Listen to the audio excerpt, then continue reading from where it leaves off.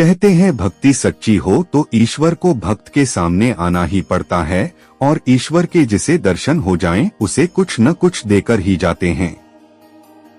यह एक ऐसे ही भक्त की कथा है जिसे भगवान श्री कृष्ण ने दर्शन दिए और जाते जाते छोड़ गए शरीर पर शंख और चक्र के निशान।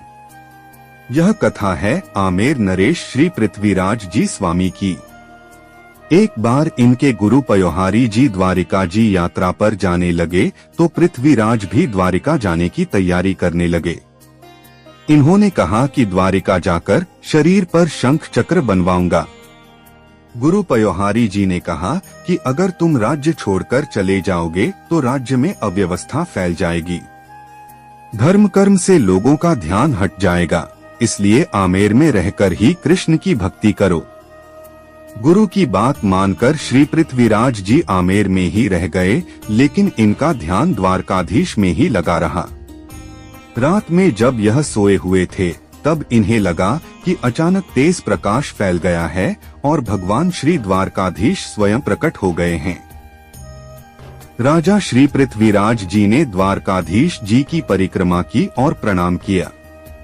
भगवान ने कहा कि तुम अब गोमती संगम में डुबकी लगाओ। राजा को लगा कि वह गोमती तट पर पहुंच गए हैं और गोमती में डुबकी लगा रहे हैं।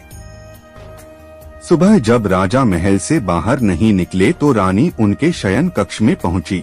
रानी ने देखा राजा सोए हुए हैं और उनका पूरा शरीर भींगा हुआ है जैसे स्नान करके आए हों। रानी ने देखा कि राजा के बाजू पर शंख और चक्र के निशान उभर आए हैं।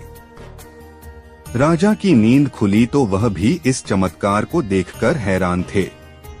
उन्हें लगा कि भगवान स्वयं उनकी इच्छा पूरी करने के लिए आए थे। इसके बाद राजा पूरी तरह से कृष्ण भक्ति में लीन हो गए।